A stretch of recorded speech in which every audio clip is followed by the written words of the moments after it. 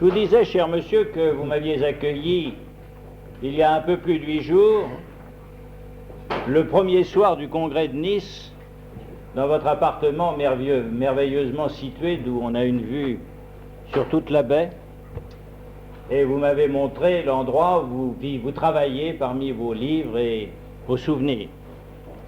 Et nous sommes heureux ce soir que vous nous fassiez participer au souvenir d'une vie qui vous a permis de connaître Robert Brasillac, et plus particulièrement, très bien, pendant des années, au point d'échanger avec lui une correspondance très abondante. Vous avez reçu très exactement 313 lettres de Louis-Ferdinand Céline.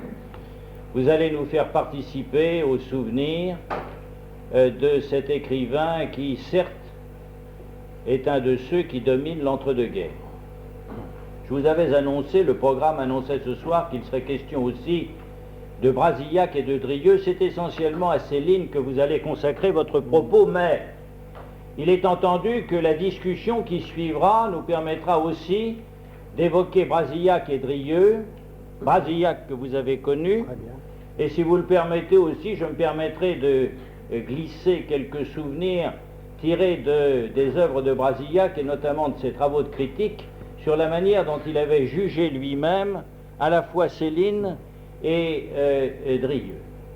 Alors, ce soir, vous allez nous parler de Céline.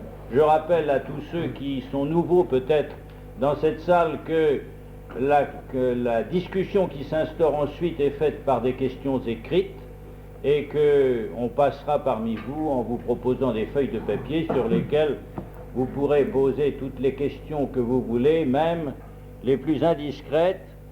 Monsieur Pierre Monnier y répondra. Mais avant de lui laisser la parole, je voudrais rappeler qu'il est l'auteur d'abord d'un livre sur Ferdinand Furieux et puis également d'un livre de souvenirs de l'avant-guerre à laquelle il a participé, qui lui a permis de connaître et de travailler avec Thierry Maulnier, avec Robert Brasillac. Ces livres sont offerts dans l'entrée de cette salle et vous pourrez tout à l'heure, si vous le souhaitez, vous les faire dédicacer par notre orateur à qui je donne maintenant la parole. Merci.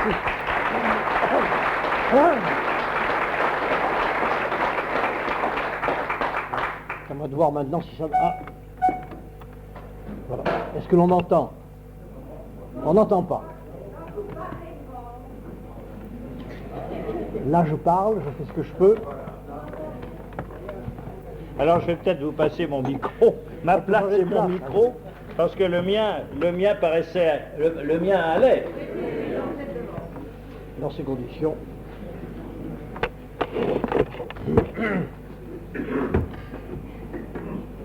Ça a l'air d'aller mieux. Vous m'entendez?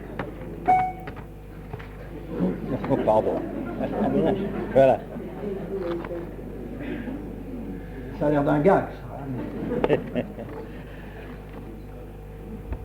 Au moment où Céline apparaît, très exactement à la fin de l'année 1932, avec Voyage au bout de la nuit, la littérature française occupe depuis une cinquantaine d'années, une place considérable dans le monde. On a l'impression que rien ne pourrait arriver de nouveau dans un pays, dans un monde où il y a André Gide, Paul Valéry, Paul Claudel, Valéry Larbaud, Maurice Barrès et Proust sont morts depuis une dizaine d'années, guère plus. On a l'impression que vraiment la littérature française est arrivée à ses sommets. Et puis tout d'un coup, quelque chose arrive de tout à fait inattendu, de tout à fait original, qui éclate comme un coup de tonnerre. Pour ma part, j'ai découvert à ce moment-là le premier livre de Louis-Ferdinand Céline, Voyage au bout de la nuit, comme beaucoup d'autres Français, à travers le journal L'Action française et surtout à travers un article de Léon Daudet. Léon Daudet, je pense que beaucoup d'entre vous le connaissent, savent de qui il s'agit, savent quelle était sa personnalité. Léon Daudet est un homme qui avait une intelligence critique extraordinaire et en même temps un esprit extrêmement fantaisiste. Il tenait à l'Action française chaque jour la première colonne de gauche dans laquelle il exprimait tout ce qui lui passait par la tête. En principe, directeur politique du journal avec Charles Maurras, il aurait dû faire des éditoriaux politiques, mais il en faisait en général 1 sur 3. Les 2 autres, il les consacrait ou à la peinture. Par exemple, il a été le premier en 1925 à dire, vous savez que Picasso est un dessinateur immense, en 1925. Ou bien alors, il indiquait à ses lecteurs la meilleure façon de réussir la matelote d'anguille, parce que ça lui passait par la tête, parce qu'il était comme ça, parce qu'il disait ce qu'il pensait, comme il voulait et quand il le voulait. Et ce jour-là, de décembre 1932, il a consacré son article à un auteur inconnu, dont un livre venait de paraître, qui s'appelait Voyage au bout de la nuit, et il a dit très exactement que cet ouvrage représentait absolument une révolution. Je vais vous lire très rapidement la première phrase de Léon Daudet, qui s'était déjà signalé d'ailleurs dans l'histoire de la littérature par des découvertes, n'est-ce pas ? Tout le monde savait que Léon Daudet avait été le premier à dire que Proust était un immense écrivain. Il avait également parlé de Guillaume Apollinaire, prosateur, alors qu'on ne le connaissait que poète. Et il y avait d'autres auteurs qui sont moins connus aujourd'hui, mais que Léon Daudet a découvert et a fait connaître à son public. Or, ce jour-là, parlant de Louis-Ferdinand Céline, Léon Daudet écrit très exactement, le 22 décembre 1932, écrit très exactement ceci. Voici un livre étonnant, appartenant plus par sa facture, sa liberté, sa hardiesse truculente au XVIe siècle qu'au XXe siècle, que d'aucuns trouveront révoltant, insoutenable, atroce, qui en enthousiasmera d'autres, et qui, sous le débraillé apparent, cache une connaissance approfondie de la langue française dans sa branche mâle et débridée. Et un peu plus loin, il disait « Proust est le Balzac du papotage ». De là, une certaine fatigue dont M. Céline, pseudonyme du docteur Destouches, va libérer sa génération. Il faut se reporter à l'époque et savoir que dans le climat littéraire qui était celui que l'on connaissait à cette époque-là, l'arrivée d'un ouvrage écrit dans ce style étonnant qui est celui du Voyage au bout de la nuit ne pouvait que scandaliser. Effectivement, cela a scandalisé, mais comme le dit Léon Daudet, il y a un certain nombre de gens qui sont tout de suite entrés là-dedans, qui ont adhéré et qui ont pensé tout de suite que ce qui venait de se produire était un événement et que Voyage au bout de la nuit était le début d'une nouvelle ère littéraire pour la France. Qui était donc ce Louis-Ferdinand Céline, pseudonyme du docteur Destouches? Il était né dans une famille moyenne, de petite bourgeoisie moyenne. Il avait été élevé à Paris, dans le passage Choiseul, il en parle très très souvent et très longtemps, je ne m'y attarderai pas. Il avait fait des études moyennes, il n'avait même pas encore son bachot en 1914. Et en 1914, il s'est engagé. Il a été volontaire, il s'est engagé, il a été blessé après 3 mois de guerre et réformé à 75%. Toutes ces choses-là ont compté dans sa vie, parce qu'on les retrouve dans son œuvre, il en a parlé souvent. Il est réformé, ensuite il fait un voyage en Angleterre, il va passer quelques jours en Angleterre, il retourne en France, il se marie, il passe son bac et il commence à étudier sa médecine parce qu'il se marie avec la fille d'un professeur de la faculté de médecine qui s'appelle le professeur Follet, qui est professeur en Bretagne. Louis-Ferdinand Céline se marie à Quintin et il fait sa médecine. Ensuite, il fait divers travaux, il fait des enquêtes, notamment aux États-Unis, sur les conditions de travail, sur un certain nombre de sujets qui sont des sujets d'ordre général. Et il se retrouve à la SDN. Alors, je ne m'attarde pas sur tous ces avatars, si on peut dire, parce que tout cela se retrouve dans son œuvre. Tout ce qu'il a entendu, tout ce qu'il a engrangé au cours de ses voyages, lui servira ultérieurement. On retrouvera cela partout dans l'église, dans la pièce de l'église ou ailleurs. On retrouvera partout, dans Guignol's Band qui se passe à Londres, on retrouvera partout des souvenirs de ce qu'a été la vie plus ou moins aventureuse de Louis-Ferdinand Céline. Vie aventureuse en ce sens qu'il a voyagé beaucoup il a fait un séjour prolongé en Afrique, on en retrouve les traces dans Voyage au bout de la nuit, bien entendu, mais toujours, tout ce qu'il a fait est axé sur la médecine. Et un aspect extrêmement particulier de la médecine qui lui tient à cœur, qui est l'hygiène, ou si l'on veut, l'hygiénisme. C'est, nous en parlerons d'ailleurs à la fin quand nous résumerons, c'est un des éléments moteurs de la vie de Louis-Ferdinand Céline que le souci de l'hygiène, de la prophylaxie, de la prévention, etc. On retrouvera ça partout. Première manifestation d'ordre littéraire, sa thèse de médecine. Il me l'a raconté lui-même un jour d'ailleurs, c'est un de ses camarades, carabin comme lui, de faculté, qui lui dit « Tu cherches un sujet pour ta thèse, il y a quelque chose qui à mon avis devrait t'intéresser, c'est l'histoire et la vie d'un médecin hongrois, juif hongrois, qui a vécu à Vienne, qui a passé toute sa vie à Vienne et qui a connu une aventure extraordinaire. Tu devrais t'y intéresser, tu pourrais peut-être en faire le sujet de ta thèse. » Il s'est passionné pour ce personnage qui s'appelle Philippe Ignace Semmelweis, et il a écrit ce petit livre qui est, je ne sais pas si parmi vous il y en a qui ont lu La vie et l'œuvre de Semmelweis, mais je vous le conseille vivement. C'est un des livres les plus émouvants que je connaisse, et c'est un des livres les plus intéressants qui soit. Car il est en quelque sorte une prémonition de ce qu'a été la vie et de ce qu'a été l'œuvre de Louis-Ferdinand Céline. Ce petit médecin hongrois est un homme qui a eu des intuitions de génie, qui a tenté de les faire comprendre, de les faire admettre, et qui en a souffert énormément, car il n'a jamais été compris, car il a été combattu par tout le mandarinat de l'époque, et vous allez en juger. C'est quelque chose de tout à fait passionnant, de tout à fait original, de tout à fait intéressant.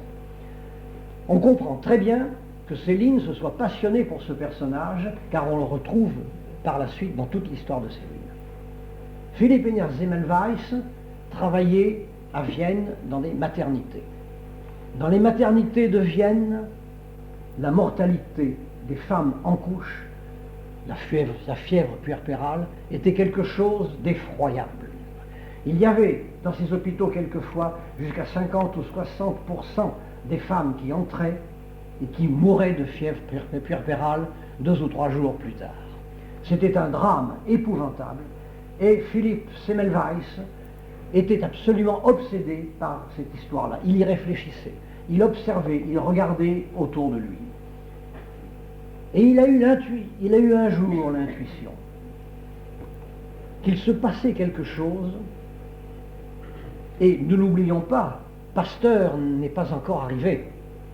On ne sait rien de ces questions-là. Il a eu l'intuition en observant les étudiants qui, sortant de l'amphithéâtre où ils avaient disséqué, passaient dans les salles de maternité sans se laver les mains. C'est pas grand-chose, c'est une petite chose de rien du tout si on se reporte à l'époque. Et Semmelweis a eu l'intuition qu'il y avait quelque chose qui se transportait sur les mains de ces étudiants et qui était la mort. Je vous dis, 30 ans avant Pasteur. Il a voulu, Semmelweis, il s'est battu pour imposer son point de vue. Alors il a demandé que l'on oblige les étudiants à se laver les mains en sortant de l'amphithéâtre. Il a voulu que l'on prenne des mesures. Il a mené un combat qui a duré quelques années et dont il est mort, car il est mort fou après s'être lui-même infecté en s'entaillant au cours d'une crise avec un scalpel qui avait servi à disséquer. C'est une existence absolument tragique, mais comme le souligne Céline, c'était une découverte géniale, et l'homme qui avait eu cette intuition-là était un grand bienfaiteur de l'humanité et des hommes. Je vous dirai simplement à ce sujet une phrase.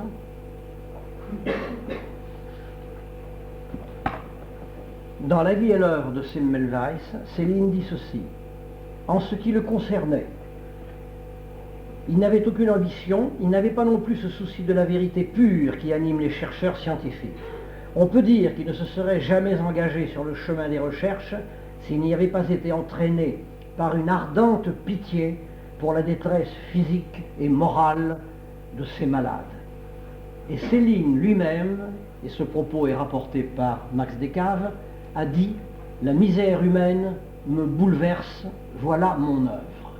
On comprend très bien, en rapprochant ces deux phrases, pourquoi Céline s'est passionnée pour ce personnage et pourquoi il lui a consacré sa thèse de médecine. Il y a évidemment quelque chose de prémonitoire. Quand on sait quels ennuis Céline a eu après coup pour avoir crié ce qu'il pensait être sa vérité, et que l'on compare à ce qui est arrivé à Semmelweis, on voit très bien quel est le rapprochement. Après cette thèse de médecine, Céline écrit deux pièces de théâtre qui ne seront pratiquement jamais jouées, sauf l'église qui a été montée quelquefois. L'une s'appelle Progrès. C'est une pièce dans laquelle on trouve beaucoup des qualités de ce que sera le futur Céline.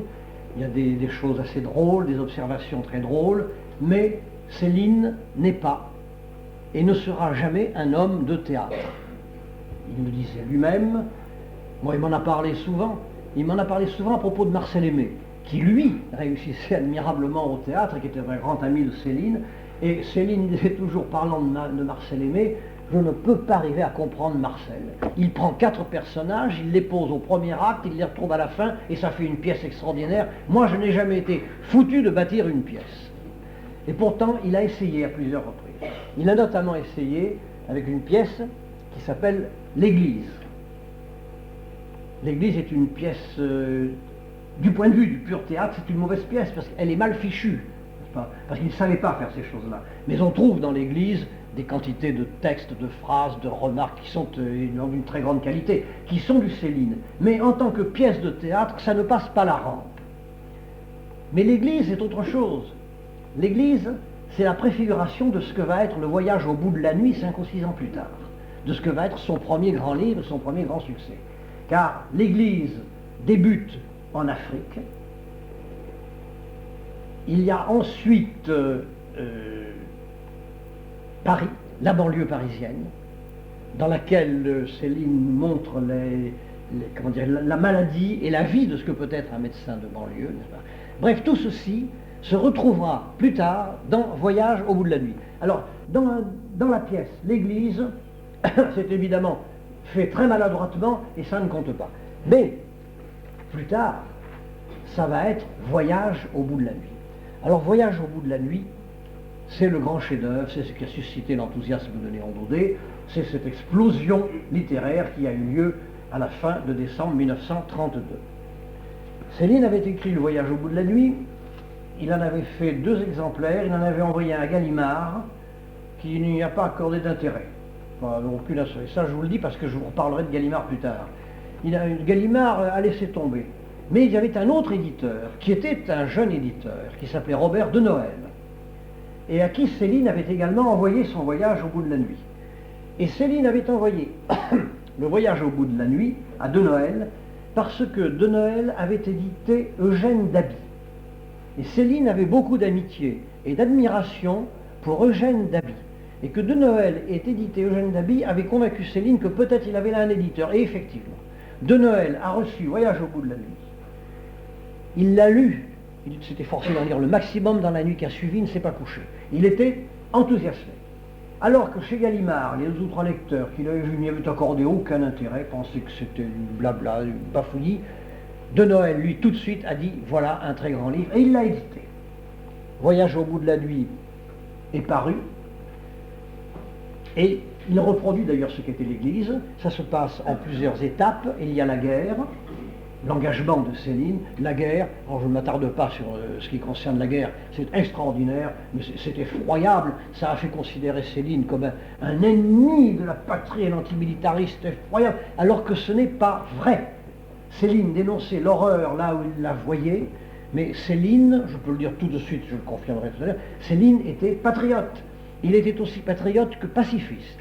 Il m'a dit un jour dans la conversation, en parlant de Laval, de Pierre Laval, il a dit ce qui caractérisait Pierre Laval, c'est qu'il était patriote et pacifiste.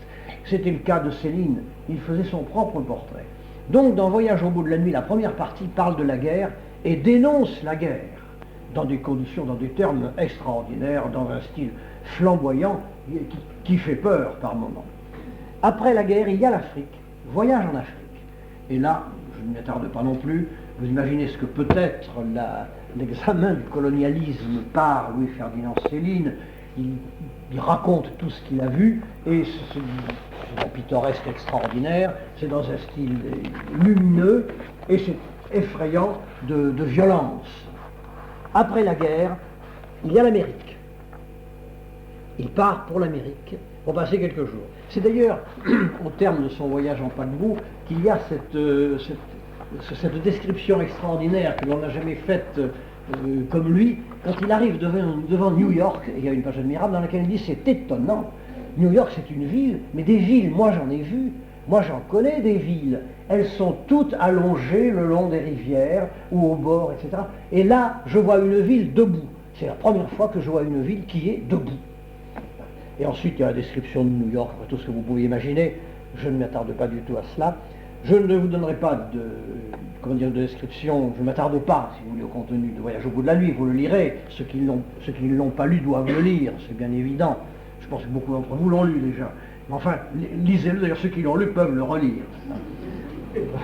Parce que Céline, on peut relire ça indéfiniment. Moi, je peux vous dire, il y a des choses que j'ai découvertes dans Céline avant la guerre, donc ça remonte loin, j'étais tout jeune, que je peux relire aujourd'hui et je reçois le même choc. Et je dois vous dire que même quand ce sont des choses drôles, j'éclate toujours de rire aujourd'hui. Alors je ne sais pas si je suis un maniaque, mais enfin je peux vous dire que dans Céline, il y a incontestablement ça. C'est un grand génie, parce que ce qu'il a écrit a un caractère absolument définitif. Donc, Voyage au bout de la nuit, comme je dis. Je vous dirai simplement deux petits passages de Voyage au bout de la nuit, deux tout très courts passages, parce que si je voulais me tailler un succès auprès de vous, vous savez, ce serait extrêmement facile. Je n'aurais que pendant 1h30 à vous lire des textes de Céline bien choisis, vous seriez en 8 sur votre fauteuil, c'est vrai que vous en redemanderiez, ça ne s'arrêterait pas. Je me taillerais un succès facile. Mais je vais vous lire simplement deux ou trois petites choses très simples et qui révèlent ce qu'est Céline. Céline, je le répète, c'est un homme qui est terrible, violent, qui écrit des choses graves, dans un style extrêmement puissant, et qui donne l'impression par moments d'un pessimisme extraordinaire. Mais ce qui est extrêmement intéressant, ce qui est extrêmement séduisant chez lui aussi, c'est que par moments, la tendresse jaillit, la tendresse surgit, et là on est absolument transporté. Voici par exemple une des choses les plus étonnantes qu'il ait écrites. C'est très connu, je pense que beaucoup d'entre vous doivent le savoir déjà, mais comme je vous le dis qu'on peut toujours relire avec plaisir, c'est quand il est en Afrique et qu'il est dans comment dirais-je, dans une petite, je ne sais pas comment ça s'appelle, pas une ferme, enfin, il est dans un endroit où il y a des militaires qui sont sous la conduite d'une espèce de brute qui s'appelle le sergent Alcide, qui règne sur tout le pays, qui traite les indigènes de la manière la plus épouvantable, qui est dur avec ses hommes, si l'on veut. Voilà. Mais cet homme-là, Céline le regarde. Et il dit ceci, un soir, Céline voit cet homme qui est tout seul et qui se croit tout seul à côté de son lit, qui ouvre une boîte et qui regarde quelque chose dans une boîte, et c'est une photo. C'est la photo d'une petite fille. Céline s'approche, il lui demande: mais qu'est-ce que c'est, qu'est-ce qui t'arrive là? Et cet homme qu'il voit dans toute la journée très dur, lui dit: c'est rien, l'entendis-je, c'est la fille de mon frère, ils sont morts tous les deux. Ses parents? Oui, ses parents. Qui l'élève maintenant? Ta mère? Que je demande, moi, comme ça, pour manifester de l'intérêt. Ma mère, je ne l'ai plus non plus. Qui alors? Eh bien, moi. Il ricanait cramoisi, Alcide, comme s'il venait de faire quelque chose de pas convenable du tout. Et l'on apprend comme ça tout d'un coup que cet homme qui vit là-bas dans cette atmosphère épouvantable en Afrique, qui mène une vie très dure, se sacrifie pour pouvoir élever une petite fille qui est dans un collège religieux en France. Voilà. Et qu'il y sacrifie toute sa vie. Évidemment, Céline met là le doigt sur ce qui fait toute la complexité de l'homme. Ce qui fait, c'est... Oui.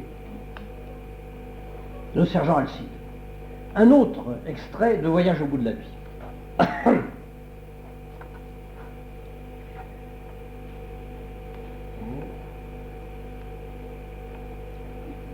Céline parle d'une femme qu'il a connue à New York, avec qui il vit de temps en temps, qui est une prostituée. Et il dit ceci: bonne, admirable Molly, je veux, si elle peut encore me lire d'un endroit que je ne connais pas, qu'elle sache bien que je n'ai pas changé pour elle, que je l'aime encore et toujours à ma manière, qu'elle peut venir ici quand elle voudra, partager mon pain et ma furtive destinée. Si elle n'est plus belle, eh bien tant pis, nous nous arrangerons. J'ai gardé tant de beauté d'elle en moi, si vivace, si chaude, que j'en ai au moins pour tous les deux, et pour au moins 20 ans encore, le temps d'en finir.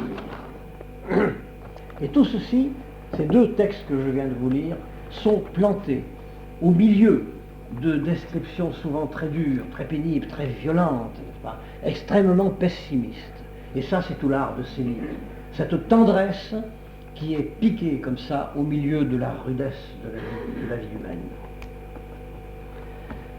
Voyage au bout de la nuit terminé, un deuxième livre très important va paraître.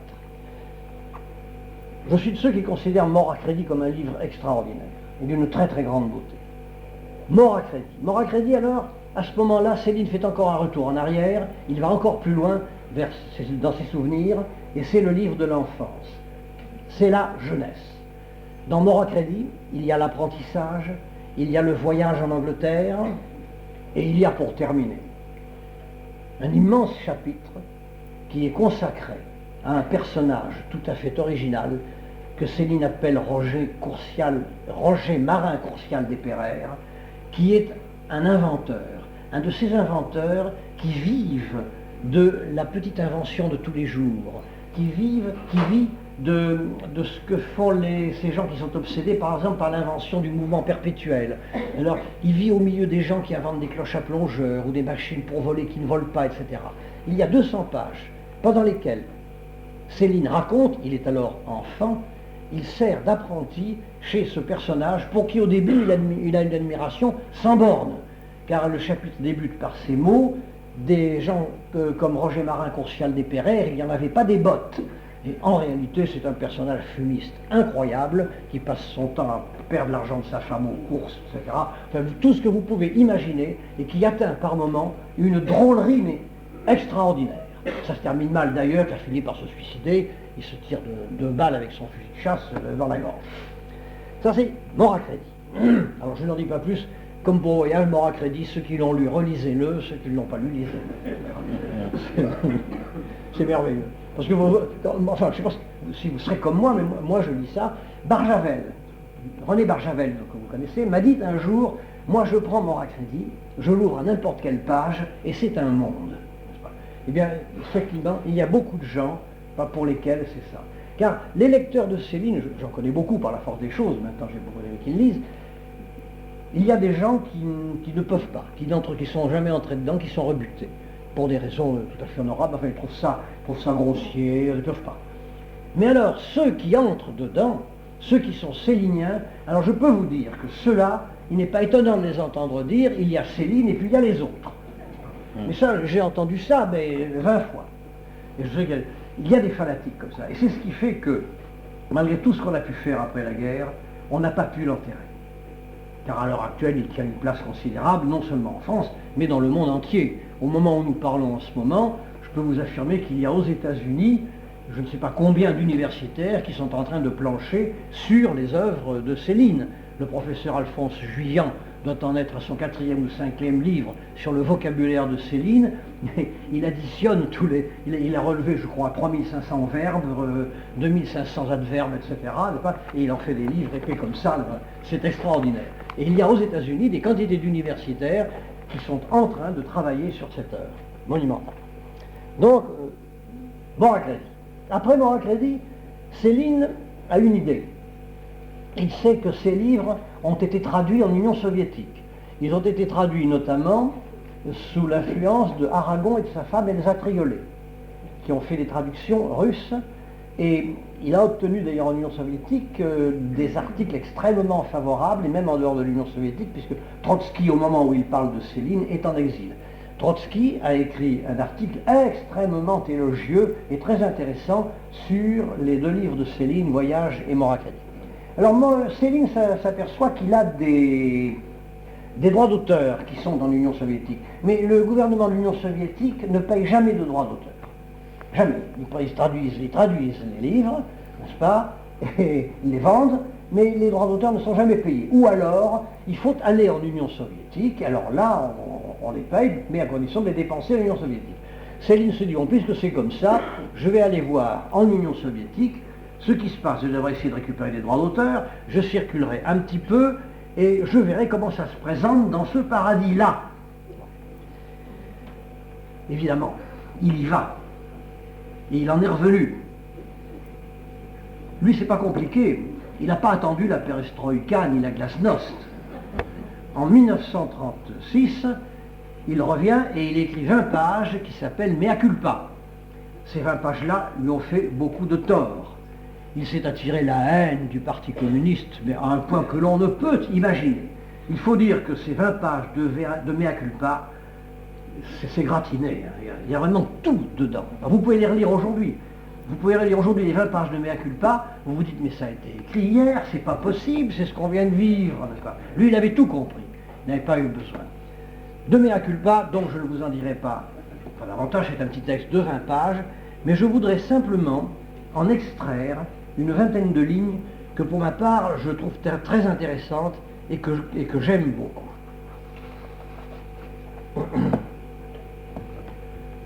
Le thème de ce mea culpa, c'est le communisme, l'Union soviétique, c'est de la blague, tout ça. On nous raconte qu'on va se libérer l'homme, c'est rien du tout, ils ne comprennent rien à l'homme, ils ne savent pas du tout ce que c'est absolument du bluff, ça ne vaut absolument rien. Et ils disent, ça c'est pas comme les religions, la religion elle connaissait l'homme. Et alors il dit ceci, n'est-ce pas? La supériorité pratique des grandes religions chrétiennes, c'est qu'elles n'doraient pas la pilule. Elles n'essayaient pas d'étourdir, elles ne cherchaient pas les lecteurs, elles ne sentaient pas le besoin de plaire, elles ne tortillaient pas du panier. Elles saisissaient l'homme au berceau et le rencardaient, elles le rencardaient d'auteur. Elles le rencardaient sans embâge. Toi, petit putricule informe, tu seras jamais qu'une ordure. De naissance, tu n'es que merde. Est-ce que tu m'entends? C'est l'évidence même, c'est le principe de tout. Cependant, peut-être, en y regardant de tout près, que tu as encore une petite chance de te faire un peu pardonner, d'être comme ça tellement immonde, excrémentiel, incroyable. C'est de faire bonne mine à toutes les peines, épreuves, misères et tortures de ta brève ou longue existence, dans la parfaite humilité. La vie, vache, n'est qu'une âpre épreuve. T'essouffle pas. Cherche pas midi à 14h, sauf ton âme, c'est déjà joli. Peut-être qu'à la fin du calvaire, et si tu es extrêmement régulier, un héros de fermer ta gueule, tu claboteras dans les principes. Mais c'est pas certain. Un petit poil moins putride à la crevaison qu'en naissant. Et quand tu verseras dans la nuit plus respirable qu'à l'aurore, mais te monte pas la bourriche, c'est bien tout. Fais gaffe, spécule pas sur les grandes choses, pour un étron c'est le maximum. Ça, c'était sérieusement causé par des vrais pères de l'Église qui connaissaient leur ustensile, qui ne se miroitaient pas d'illusions. C'est certainement un des plus beaux éloges que l'on peut faire.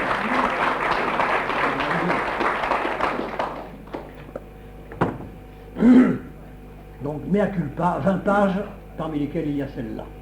Il y en a d'autres qui sont bien.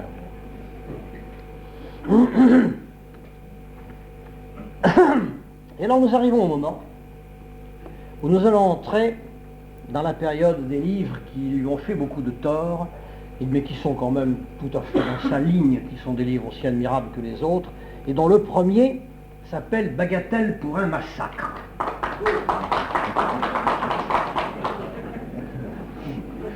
Bagatelle pour un massacre, qui est paru avec une bande sur laquelle il y avait pour bien rire dans les tranchées.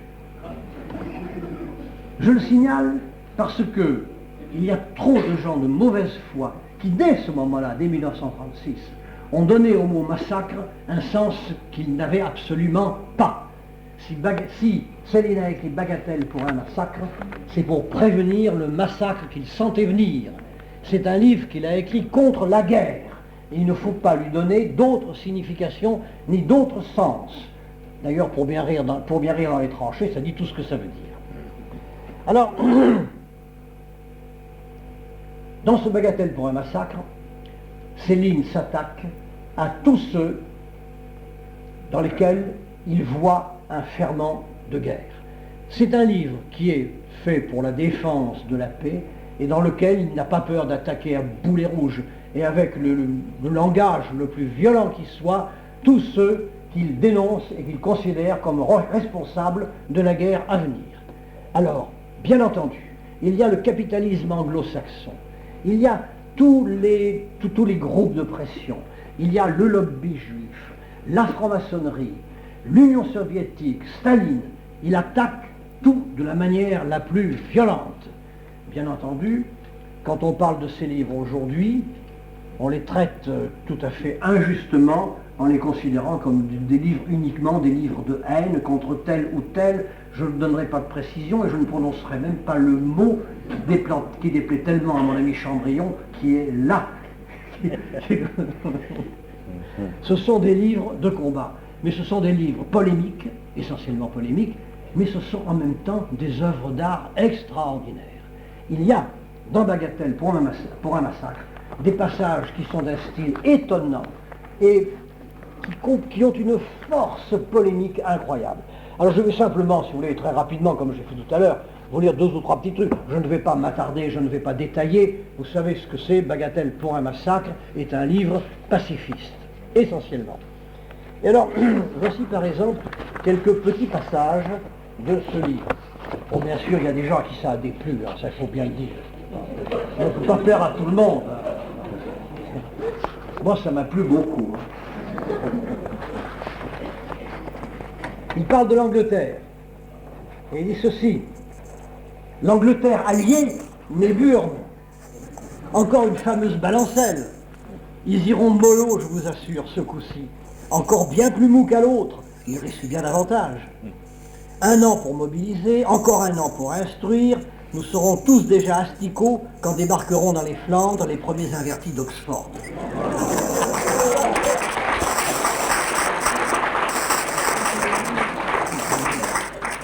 De l'expectative, de beaucoup d'expectatives. Un white and see formidable. Bon, voilà. Autre chose. Il s'en prend aussi à ceux qui veulent la guerre, bien entendu, et il pense que si ces gens-là, qui veulent tellement la guerre, qui sont tellement avides de pousser les autres à la guerre, s'ils étaient obligés d'aller la faire eux-mêmes, ça changerait beaucoup de choses. Et voilà ce qu'il dit. Vous verriez, comme par enchantement, un souffle, que dis-je, d'invincibles fougueuses bourrasques et véritables cyclones de protestation pacifique, à travers toutes les frontières. Il pleuvrait des tourterelles, des rapprochements miraculeux entre ennemis de la nuit des temps ne tarderaient pas à s'ébaucher. On se chercherait pour s'embrasser, d'un bout à l'autre de l'univers. Dès qu'on assure au cuisinier qu'il va lui-même, en personne, passer dans son courbouillon, il gratte plus du tout l'allumette. Mon cher Omar, qu'il écrit, qu'il s'attendrit, il a compris. Comprenez, hein?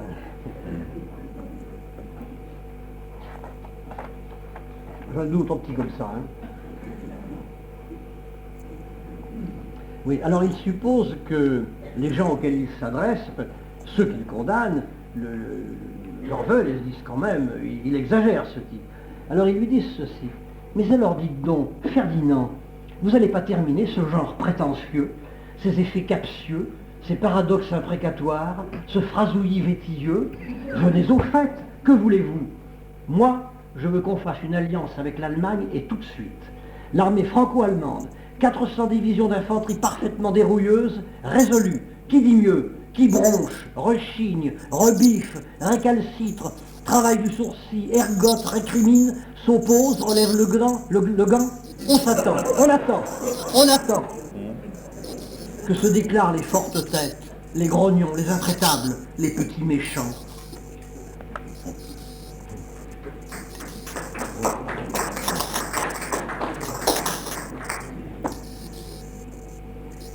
Il y en a 400 pages comme ça. Hein. Alors ça aussi, vous pouvez le lire ou le relire. Hein. Vous pouvez y aller. Ce qui est remarquable, c'est que ce livre arrive à un moment où le danger de guerre est considérable. Et le danger de guerre est considérable parce qu'il y a une situation générale. Il me faudrait 2 heures pour en parler, mais je peux en 5 minutes essayer de résumer très rapidement une situation qui est à peu près celle-ci. D'un côté, il y a l'Allemagne. L'Allemagne a été victime en 1920 au traité de Versailles d'une injustice extraordinaire. Pas seulement l'Allemagne d'ailleurs, l'Empire austro-hongrois qui a été dépecé d'une manière scandaleuse et ridicule et grévé de menaces de guerre. Il y a l'Allemagne qui est un peuple, enfin je n'ai pas besoin de dire ce que sont les Allemands, c'est quand même un peuple fort, organisé, capable de construire. Il y a l'Allemagne qui petit à petit se redresse. Elle s'est redressée sous Stresemann, avec le principe de ce que Stresemann appelait lui-même le Finanzieren, et ensuite avec Hitler d'une manière beaucoup plus brutale et beaucoup plus forte. De ce côté-là, il y a l'Allemagne qui s'en prend au traité de Versailles et qui le détruit petit à petit.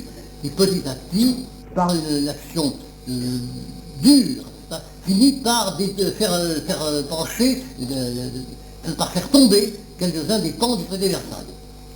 Et en plus, l'Allemagne fait des ennemis. Il y a des régimes qui lui ressemblent plus ou moins dans d'autres pays d'Europe. Des régimes, je ne parle pas seulement du fascisme qui était né, qui était installé au pouvoir avant l'arrivée de Hitler au pouvoir, mais il y a en Hongrie, dans plusieurs pays, des régimes qui s'installent et qui ressemblent à celui de l'Allemagne.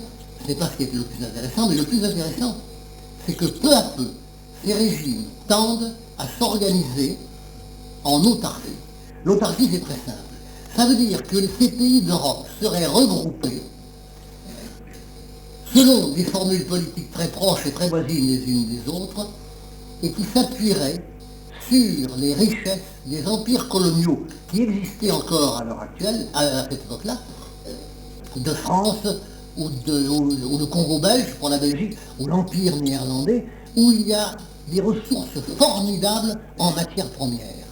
Il est évident, quand on y réfléchit, et qu'on se dit que si l'Europe s'était unie à ce moment-là, et on pouvait redouter qu'elle s'unisse dans un régime qui serait voisin de ces régimes fascistes, qu'elle se serait réunie et qu'elle se serait appuyée sur les ressources en matière première de tous ces pays-là, associées à la formidable industrie de transformation allemande, vous imaginez la puissance que ça aurait créée et le danger couru par la puissance capitaliste anglo-saxonne. Eh bien, c'est ça le fond du problème. C'est que l'Allemagne, petit à petit, et les pays d'Europe deviennent de plus en plus forts et de plus en plus puissants, et que la puissance capitaliste anglo-saxonne n'a plus qu'une ressource, c'est la guerre. Et c'est ce à quoi nous avons assisté. Nous avons assisté à une formidable propagande belliciste qui, et c'est là le crime, c'est ce qui est atroce, et ce qui a été dénoncé non seulement par Céline, mais par d'autres comme Jules Romain, comme Charles Maurras par exemple, c'est que ces pays-là, ces gens-là, ont pratiqué pendant les 20 années, les 18 années qui ont suivi le traité de Versailles, une politique de désarmement de la France, de renforcement de la puissance militaire allemande, et qui le jour où il y a eu